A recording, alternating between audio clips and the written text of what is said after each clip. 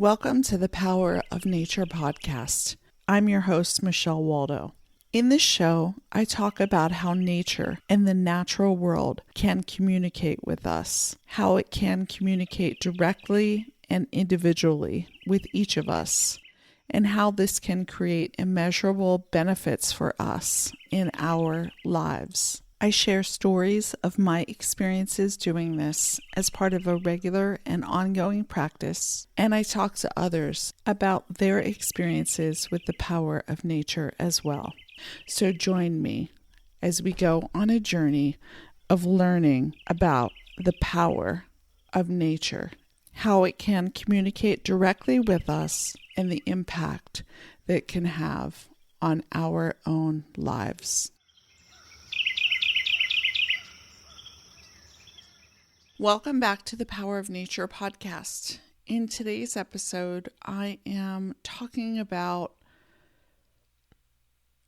what my pet mice have taught me about creating and what they ultimately taught me about living. So let's dive right into this. I think I've mentioned on this show that around a couple of years ago, I decided to get pet mice. It was very unexpected. It's not like I've had some long-standing desire to have pet mice at all. I love all animals, but I don't know. There was just this period in time, it was in the spring, and I just really felt called. I don't know. And so I went to the local store, and got myself 2 pet mice, and I made sure I had a nice, really big, I started with a smaller enclosure, and then I moved them into a much bigger enclosure. And I got them, toys and wheels and food and all that stuff. And,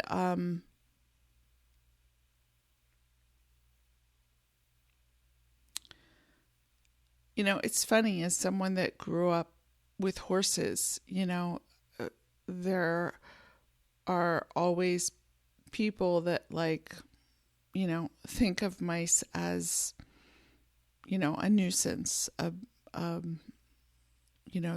don't see the value in their life. I've never felt like that. I love all animals. I love all creatures. Anytime I've ever encountered, wild mice or whatever, I've tried my best to try to just help them. I've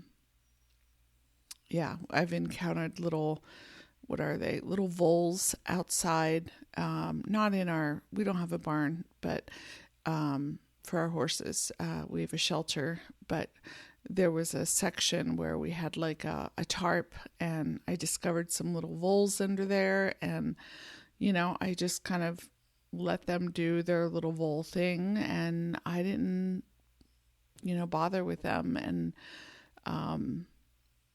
that's kind of been my stance in general. But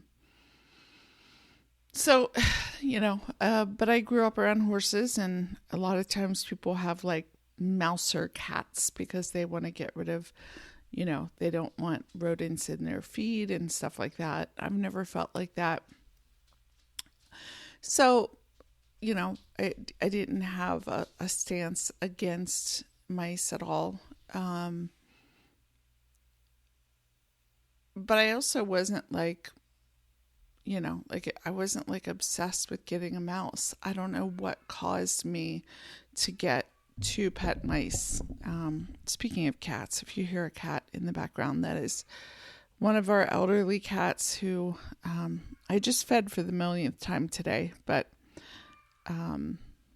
she's kind of a senior, she's a senior cat, and if she gets locked out of a room that she wants to be in, she will howl and howl until she gets in. She's kind of pushy. We've had her since she was 2.5 weeks old. And she was like that when she was 2.5 weeks old, and she's like that now in her very late teens. Anyway, if you heard that, that's what that was. Anyway, I don't really know what compelled me to get mice. Like I said, but nonetheless, I brought them home, and I really enjoyed just kind of like observing them. And one of the greatest things that I have observed is just, well, first of all, they're very when they get older, of course, they slow down, but when they're young, they move around a lot and fast. So they have a lot of energy. They seem to kind of have a lot of like life and vitality and spark. They're very curious, and these are all qualities that in my mice I really liked, getting to know. I had one mouse that was almost black and one that was tan. And their names were Pepper and Poppy. I say were because both of them have passed, which is part of what I'm going to be talking about today. Pepper is the first one that passed, and she was the one that was the most, they were female mice, and she was the one that was the most affectionate. From the very beginning, she would come up on my hand. She was very curious. She wasn't afraid. And she was very sweet. Poppy is the tan one, and she was always very shy, always very distant, always kind of like, just from the very beginning was like that, very different than Pepper. I got to the point where, with Pepper I could hold her. Poppy really didn't like me to hold her, but they would always let me feed them. I could give them, little bits of treats and things by hand, and they would come right up to me. And even Poppy wasn't scared. I didn't try to handle them a lot. I kind of wasn't really looking for that kind of experience. I just kind of felt like I wanted them to just, kind of have the best home that they could have here, at least not being in the wild, that I could offer them. And what's amazing is what they gave me. I feel like there's so many things I've learned about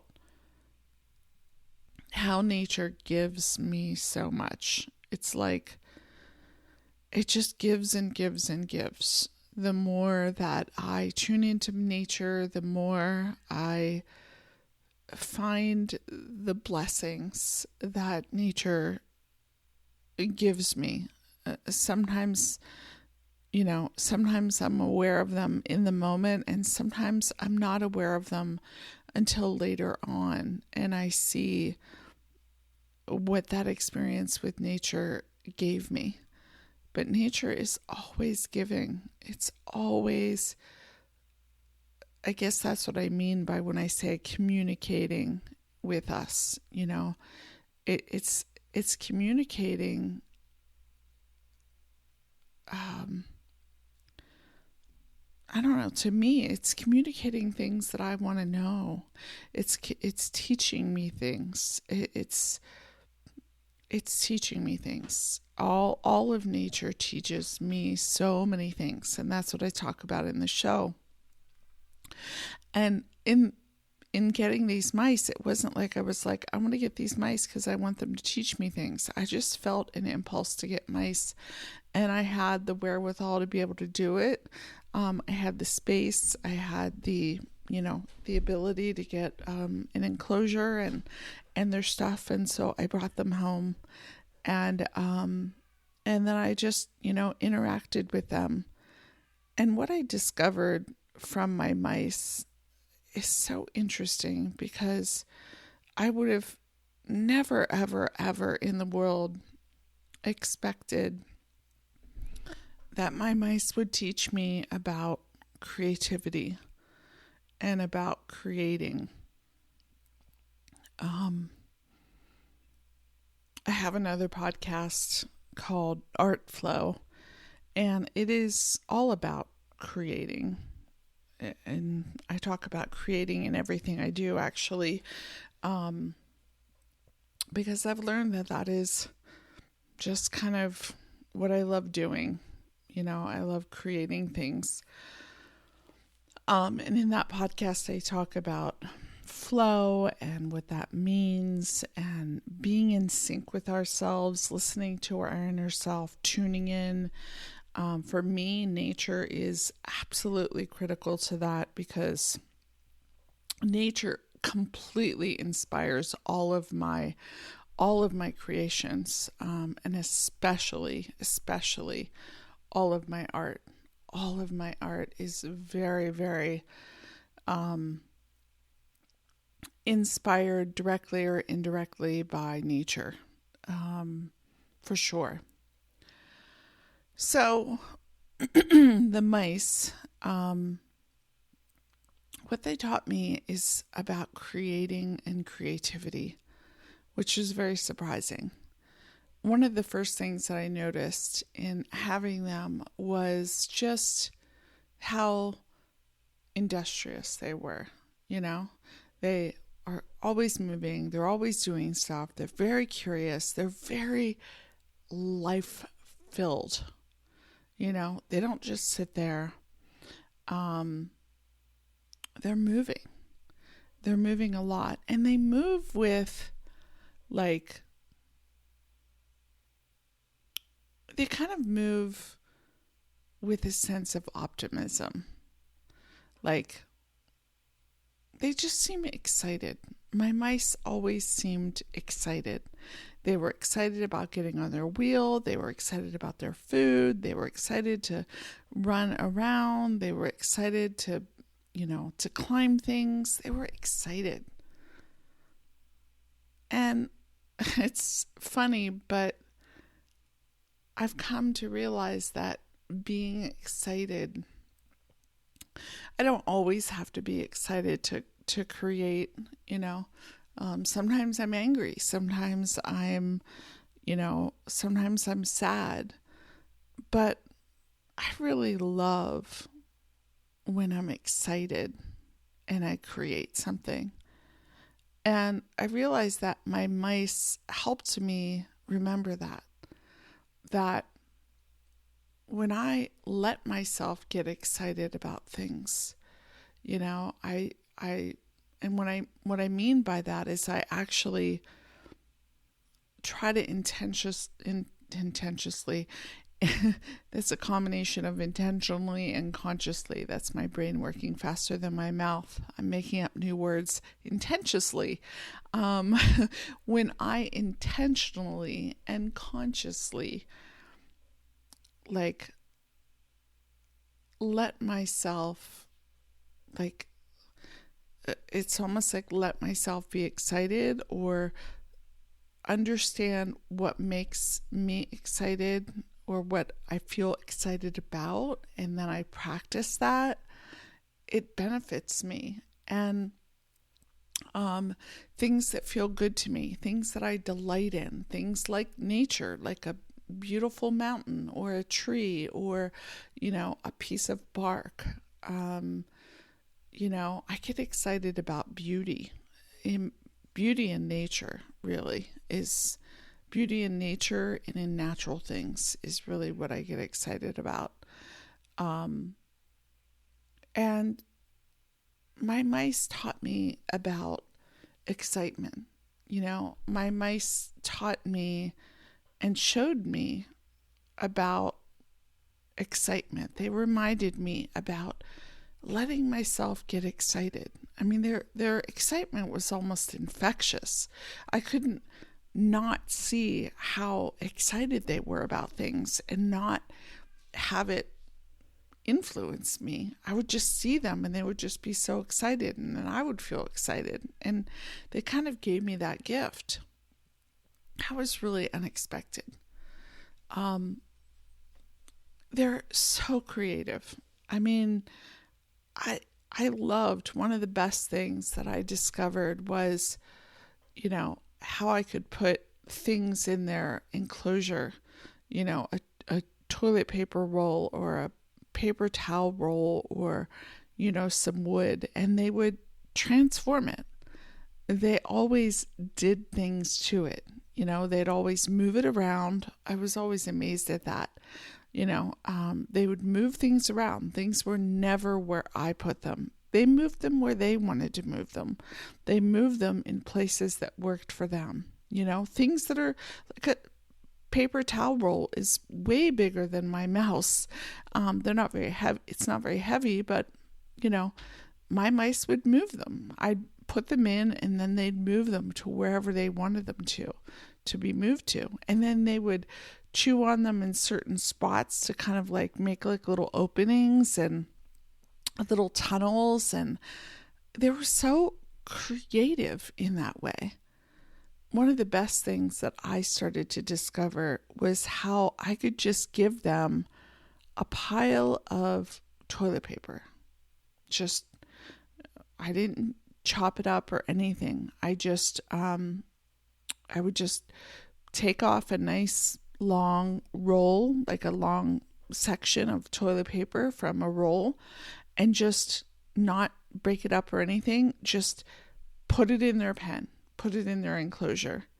And almost immediately, those mice, Poppy in particular, she was like, it's funny, she was the more shy one, but she was also like, I started to see her as like this like master builder architect mouse, because she would just immediately, as soon as I was out, she would grab the toilet paper and she had a plan for it. It's like she had a vision for what she wanted to do with it. And again, with this like industrious energy, so she'd like have a vision and she'd start moving it around, and I'd see her pull this huge, whatever you call it, like this huge, not strand, but this huge section of toilet paper into whatever position she wanted it. And then I would, kind of forget about the toilet paper, and then I would kind of notice that it had been transformed into something else. They would often shred it and, maybe pull it underneath their little hide and make like little bedding area, or they'd create like a little cover for over top of what they wanted. I mean, it always varied. It was never the same. They never did the same thing with the toilet paper. It wasn't ever like, take the toilet paper and turn it into this. It was always like, to me, this like delight and surprise at what were my mice going to do? How were they going to create with this toilet paper? And it was so interesting, because unlike we people that often, kind of like think about what we want to create, we like develop a idea for it and we think about what it is we want, or, not always, but a lot of people like plan it out or think about it or decide or whatever, even if for a shorter period of time and sometimes for a very long time. But what was amazing was the flow in my mice. The flow of how they created so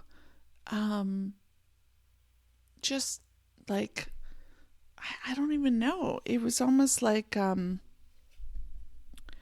so instantaneously. It was like Poppy, she didn't know I was coming with the toilet paper, you know? I mean, I don't know. Maybe she had some grand plans in her head already of what she would do the next time she got toilet paper. But it was like I would just at random times put toilet paper in there. And it was like immediately she had a vision for it. She had a plan. She had, well, I mean, and she had like an instinct of what she wanted to create. And I would delight in seeing what she did with it. You know, seeing how she built things and what she did and what she created. And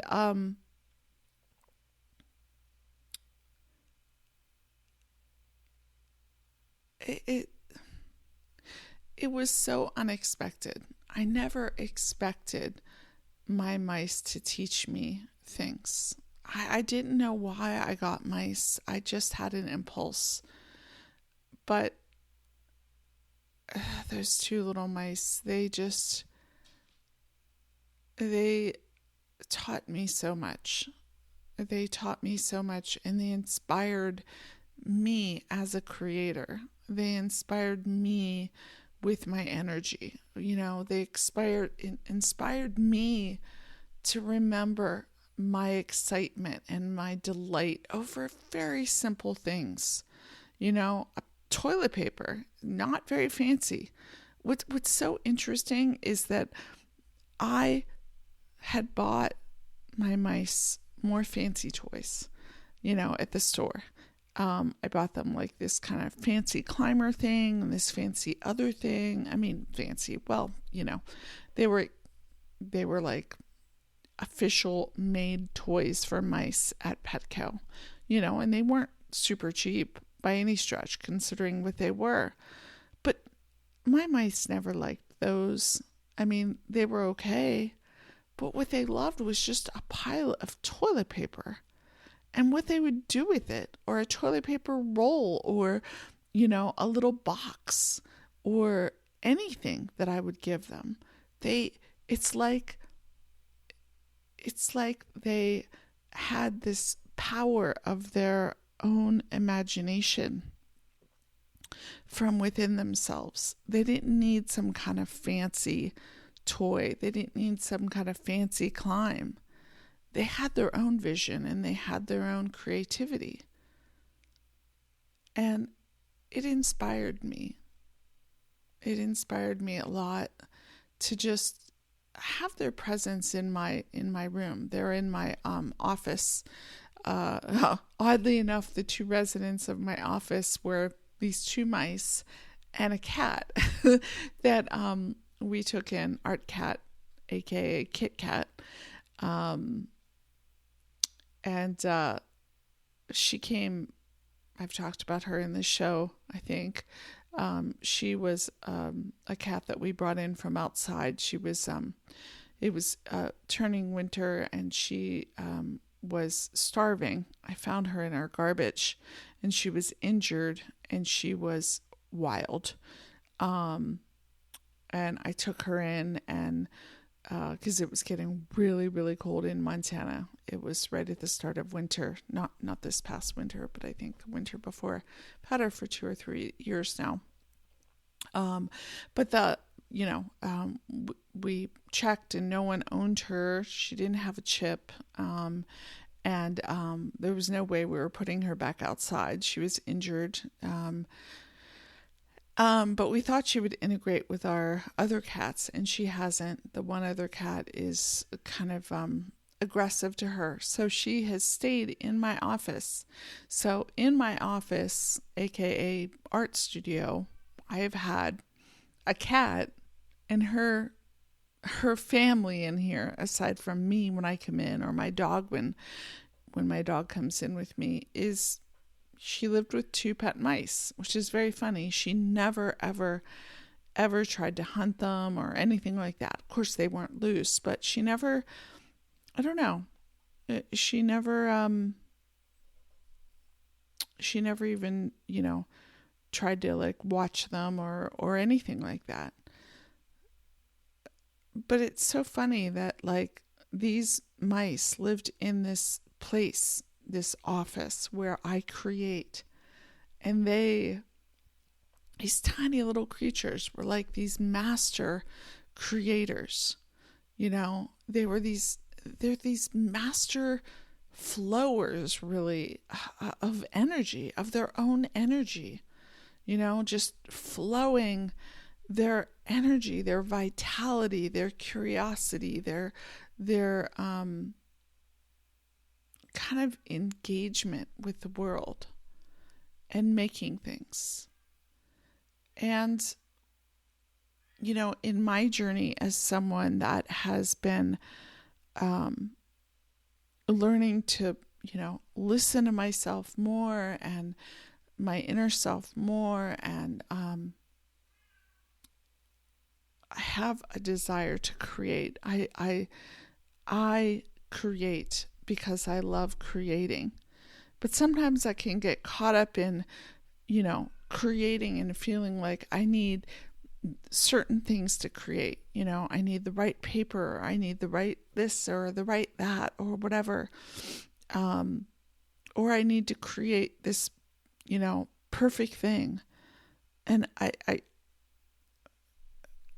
my mice helped me learn that isn't true at all. That they did so much more and had so much more fun with just some toilet paper than they did with fancy toys. They created unique things every time, just with their own sense of whatever it is that's in them, their flow, which is what I've learned to do with my creativity. They've inspired me as an artist. They've also inspired how I live, like as an artist in wanting to create. Those lessons have come through. But also, there's such truth to living, like choosing curiosity and choosing to embrace just simple things, not needing to be complex, but being excited about it. Just coming at things with a sense of wonder and excitement, and what can we do with this? I know that for me, I feel like despite so many moments of experiencing, great blessings and joy and all kinds of things, I also know that in the last 5 years since COVID, there's been kind of like a pallor. Is that the word? Pallor. I had to look up pallor. Pallor applies to skin paleness, which I knew, but that word was coming to me, and under dictionary.com, it talks about unusual or extreme paleness, but it says as from fear, ill health, or death. And I think the thing is that a lot of us, a lot of people have had an underlying sense of pallor in the world. Maybe like me since 2020, where there is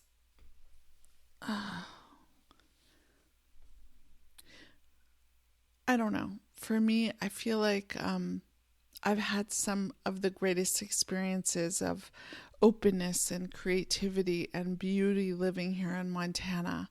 But there's also been this like almost like behind the scenes pallor that I feel like is in the air that I've kind of woken up to recently, that is not something I am willing to accept anymore. It's something, it's like this underlying states with like, with the cost of living and with just confusion in the world and other things in the world that have affected me. And I think they've affected a lot of people. And maybe it's just where I'm at here. There's been a lot of tension here in Montana with people moving in and other people here that don't want that. And I've seen all of this. I've felt it. I've been subject to it, actually. And I feel like while I live in this beautiful little neck of the woods here with our property and our mountains and our trees and that all of the nature inspires me. And as a matter of fact, I just looked up right now and there's like a line of geese in the sky flying. Wow, that's what a wonderful blessing to see that. It's like one of my favorite things I discovered after moving here to Montana was I would go out to take care of my horse after he just arrived, and I would see geese all the time. I've been seeing them lately here, and some geese just flew across out over our house. Out my window, I just saw them. But here I'm surrounded by this beautiful nature, and I love it. I just love it. I just like take it in. But I also feel like, I'm aware of this pallor. And I feel like, embracing our, like not giving in to fear and just saying no more to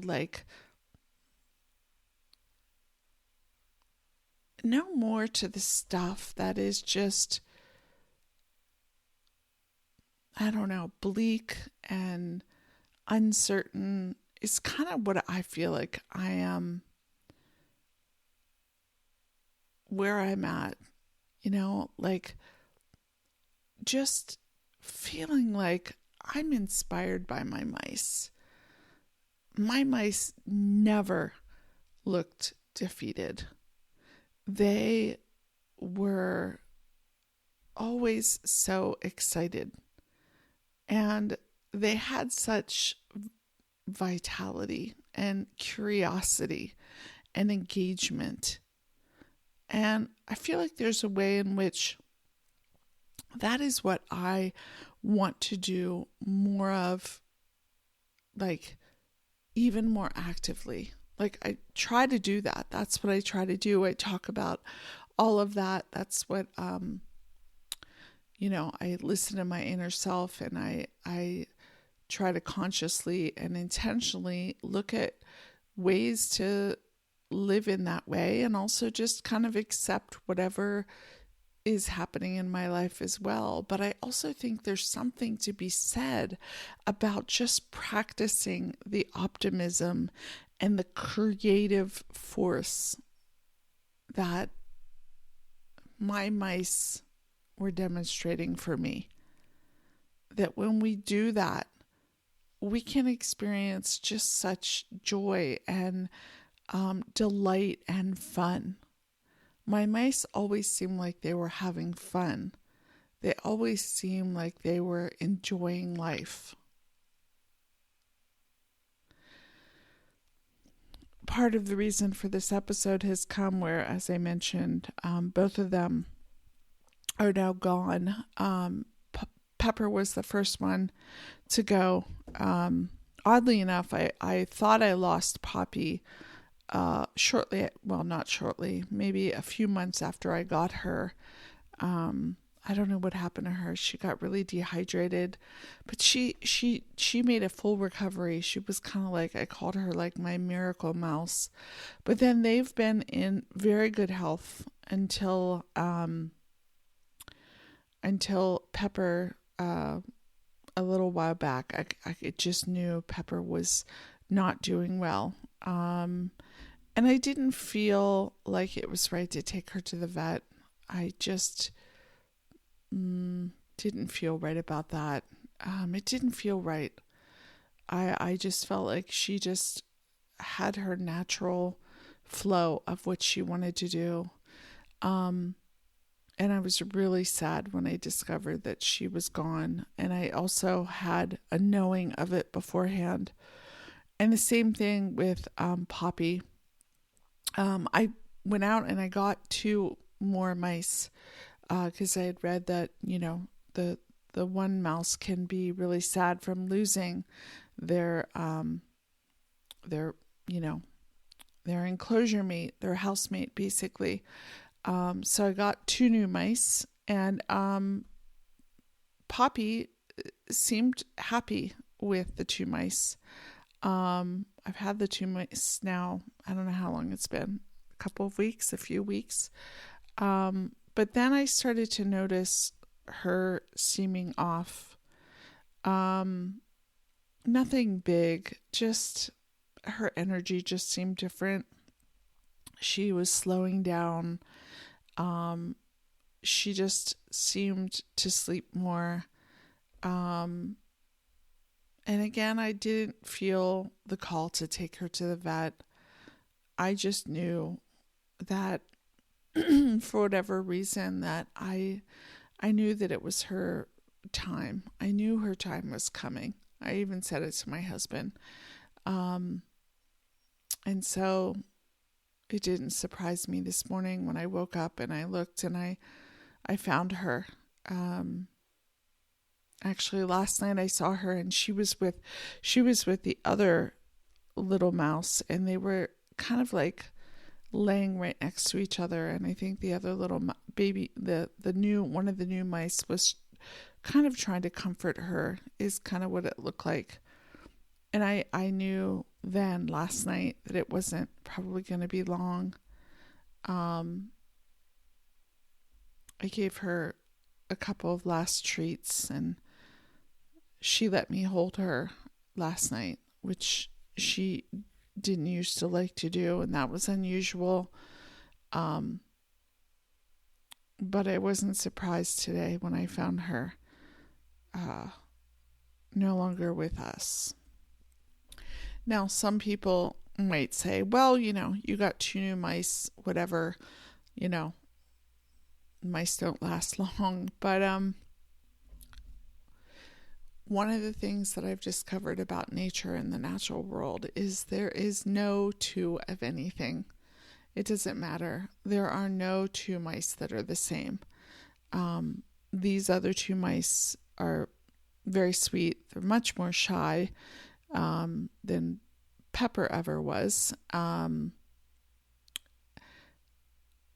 they don't do things the same way as Poppy in particular. I mean, even Pepper, she wasn't the creator that Poppy was. She wasn't like the grand visionary of the toilet paper roll and the toilet paper span that I would put in there. These other 2 mice aren't like that either. They don't do that. I'm sure that I, over time, will come to see why those 2 mice are in my life now and what they will teach me. Because as I've talked about in this show, what I've discovered is that nature and the natural world does communicate with us individually based on matching us. I don't know whether it's matching us up or just giving us experiences that are kind of like divine messages of things that are right for us. If we open up to it, that's what I've discovered. When and if we open to it, it's never forced on us. But when and if we're open to it, nature is the ultimate giver. And nature, I have found, has given me such amazing, beautiful things, such amazing, beautiful awarenesses and insights and experiences. And it's never the same. Like, I've had experiences with trees, and it's never like I get the same experiences from trees. Every tree is different. Just like every mouse is different. Just like there was a difference between Poppy and Pepper, and there's a difference between them and the two new mice. What I learned from Poppy and Pepper is about living, about being joyful with the simplest things, appreciating the simplest things, about being curious, about engaging, about just kind of like allowing, I don't know, my own vitality. Getting excited and letting myself be excited. That's what Pepper and Poppy taught me. And how in doing all of that, like just like Poppy would create the most amazing things that she seemed to love, I've discovered that when I do these things, when I live in the way inspired by Poppy and Pepper, I create things I love too.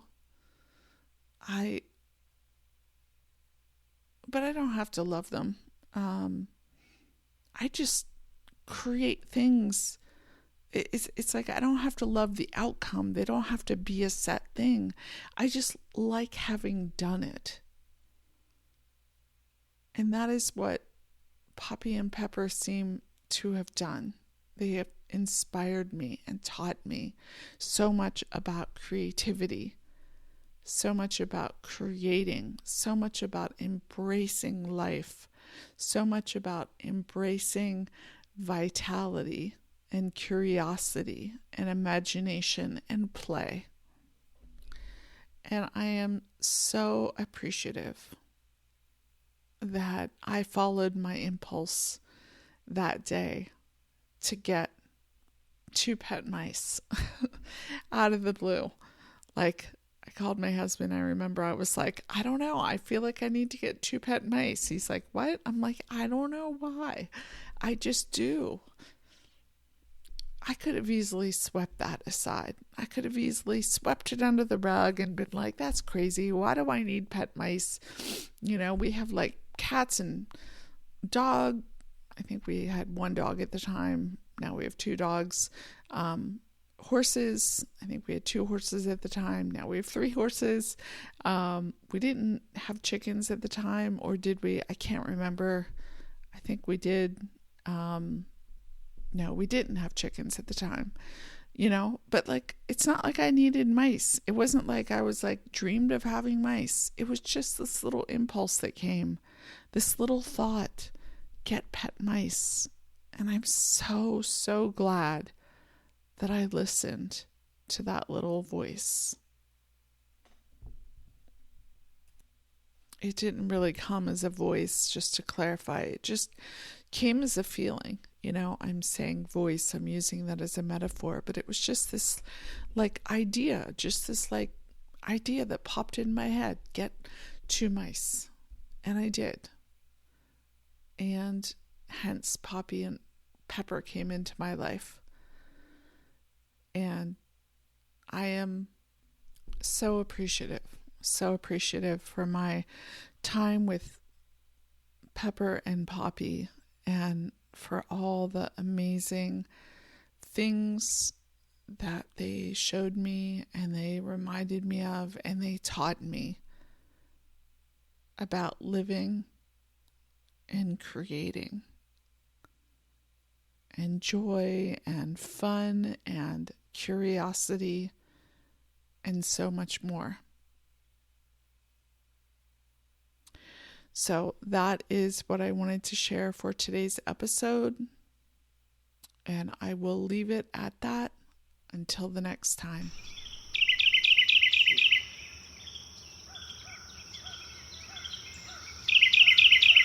Thanks for tuning in to today's episode of the Power of Nature podcast. To learn more about me and my other offerings, you can visit my website at michellewaldo.com. That's MICHELLEWALDO.com.